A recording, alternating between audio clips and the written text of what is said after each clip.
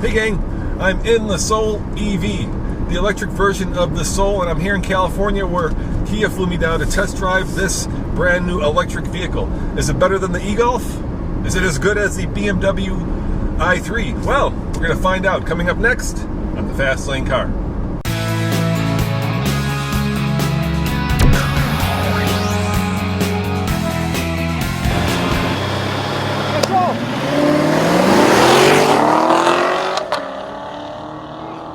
$36,000. That's a lot of money for an electric car, but keep in mind that there are all sorts of federal and local tax credits. I believe federally it's $7,500, and depending on what state you live in, then you also get a reduction in price. Now, if you do want this particular electric vehicle and you do live in California, chances are it's going to be hard to get, because this morning the Kia guy said that there isn't going to be enough supply even for California.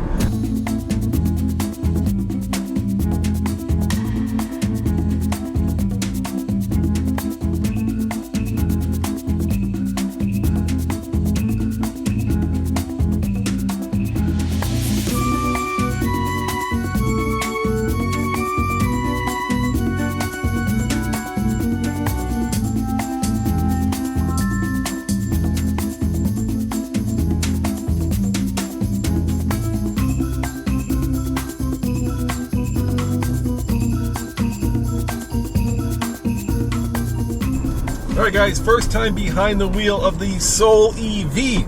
And of course, EV stands for electric vehicle. So if you listen, you're not going to hear a lot, because there's no gasoline engine under the heart of this beast. Let's look under the hood and let's talk numbers.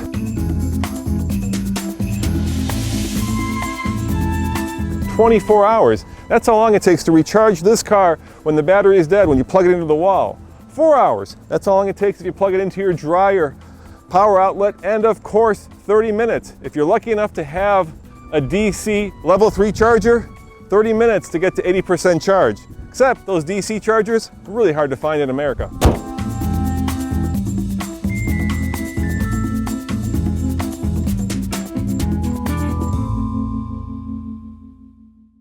And the great thing about electric motors is that they have instantaneous torque. That's floored. I'm going to go meh on that one. Usually there's a rush of power. Now there's just a rush of wind.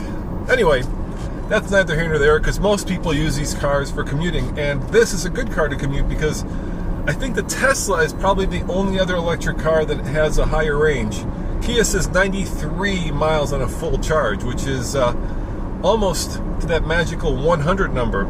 Now, according to Monroney, this particular car that I am in gets 105 mpge, the equivalent of mpg, of course, and costs just over $36,000. Now, keep in mind there are all sorts of local state rebates, but you can only get this in one state, and that's the rub.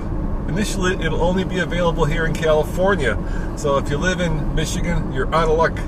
Eventually, it's going to go to the states that are around the coast, because those states conform to California standards for emissions. But for now, unless you live in California, you're not going to be able to purchase this car, which is a shame, because electric vehicles have their place in the world, and unfortunately that world doesn't encompass places that are cold. And the reason for that is because batteries aren't happy where it gets cold.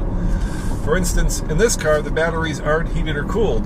So if you were to drive in a place like Colorado, where we're from, it's going to lose a significant amount of charge due to the cold weather, so you're not going to get 93 miles. You're going to get a lot less, and that's one of the reasons that manufacturers don't bring the cars to the rest of the country. Of course, the other reason is that there isn't much of an infrastructure. So unless you are willing to wait 24 hours when you plug it at home, you're going to have to make do with the public charging stations. Now, that's what Kia says. I completely disagree. Having driven a lot of electric cars, including the Leaf, the Tesla, the 500e, the Focus Electric, and the Smart E, I know that in Colorado we have plenty of electric charging stations. It's just that the manufacturers aren't ready to jump in with both feet, except for Tesla, Nissan, and of course BMW with the new i3. Anyway, let's get back to the Soul. Pretty much it's as good as a regular Soul, and in some ways it's even better.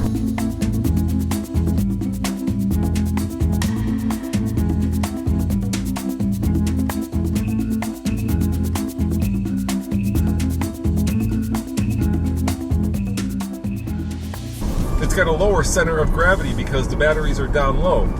It has all the usefulness of a regular Soul. The batteries don't take up a lot more space. It doesn't need to be fueled up traditionally at a gas station. It drives really well. It's got low rolling resistance tires, and that means that they're not as rough on the ride as regular tires. And for the most part, when you're driving an electric vehicle like I am right now, it's a pleasure. It's very quiet. When you let off the accelerator, there's regenerative braking up to 12% according to Kia that takes place, that puts power back in the batteries. And once you get used to this kind of instantaneous torque, it's hard to live without it. Having said that, of course, there is range anxiety.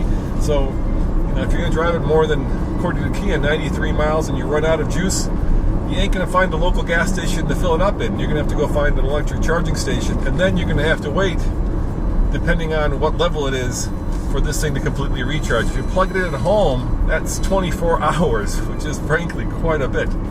So, bottom line on the Kia Soul EV.